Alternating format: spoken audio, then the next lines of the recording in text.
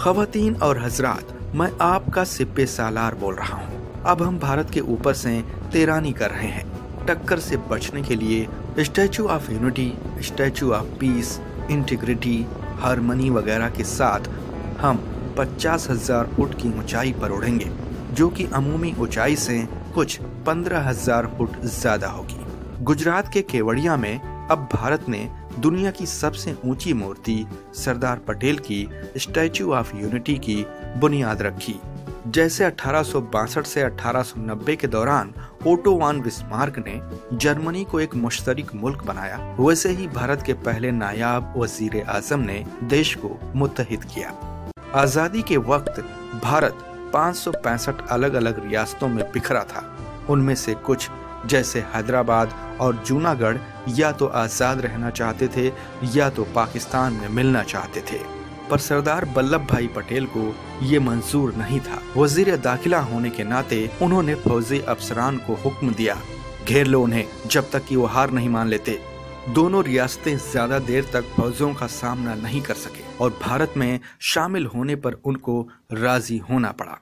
इस तरह से भारत की सभी रियासतों को मिलाकर एक जमहूरी मुल्क बना। उसी जमहूरियत की निशानी है स्टैचू ऑफ यूनिटी। अगर नंबरों पर जाएं तो ये मूर्ति चीन के लिंगशान स्थित स्प्रिंग टेम्पल बुद्ध से 29 मीटर ज्यादा ऊंची है।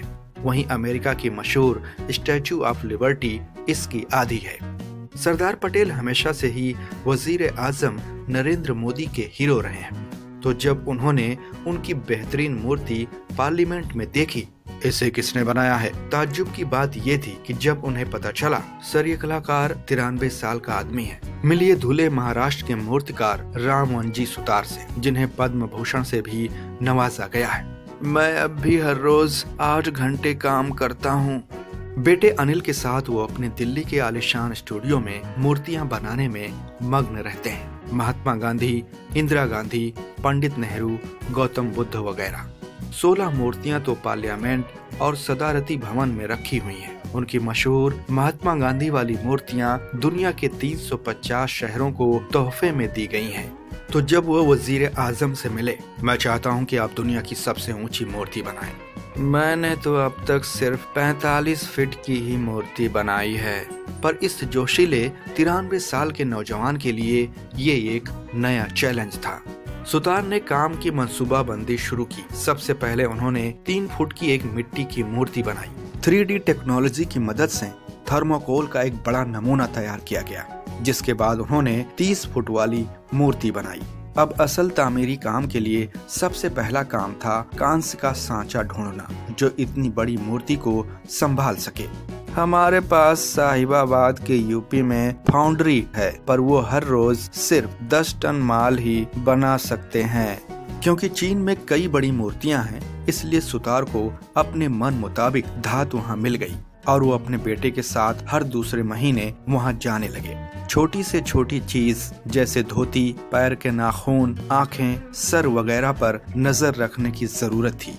मूर्ति का मरकजी ढांचा कंक्रीट और स्टील से बनाया गया था, जहां 18,500 मीट्रिक टन लोहे की सलाखों से उसकी मचान तैयार की गई थी।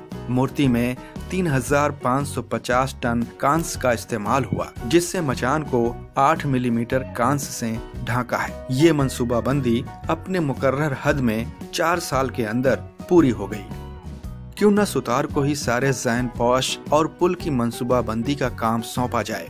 मूर्ति को टीवी पर देखना एक अलग बात है, पर उसकी मीलों लंबी छाया को करीब से देखने की बात ही कुछ और है। तो कैसे पहुँचे स्टैचू ऑफ यूनिटी?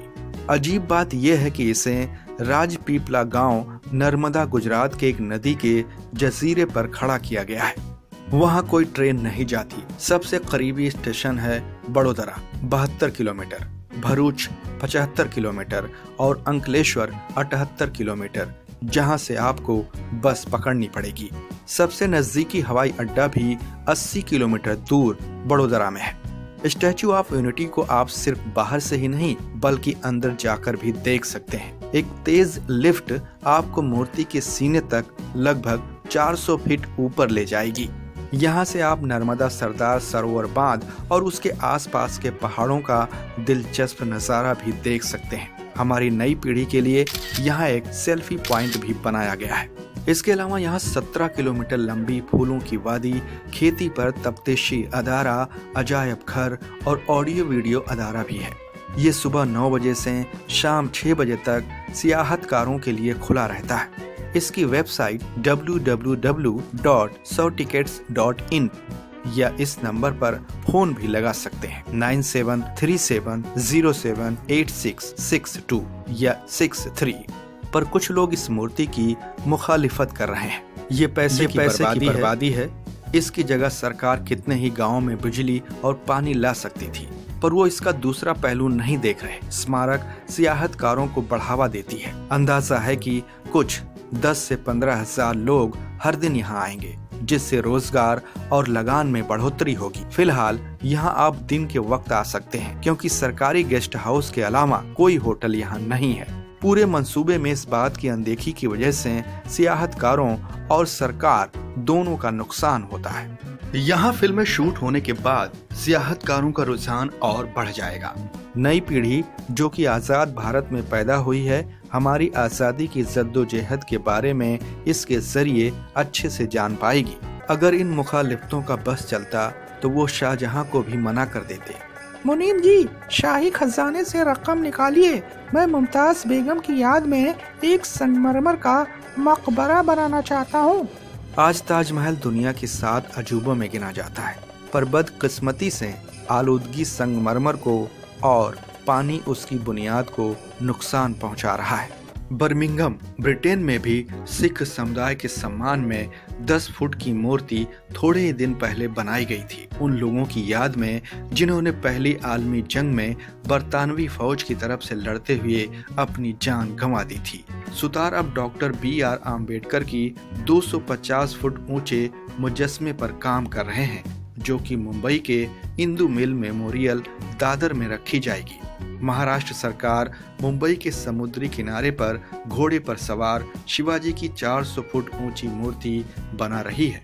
वहीं दूसरी तरफ भगवान राम का 650 फीट ऊंचा मुजस्मा अयोध्या में बनाए जाने का अंदाजा है। किसी भी मुल्क की तारीख को उसके अदबी उलूम और फन तामीर से जाहिर किया जाता है। जिस तरह हमें पानी और बिजली की जरूरत है, वैसे ही यादगारों की भी अपनी अहमियत है।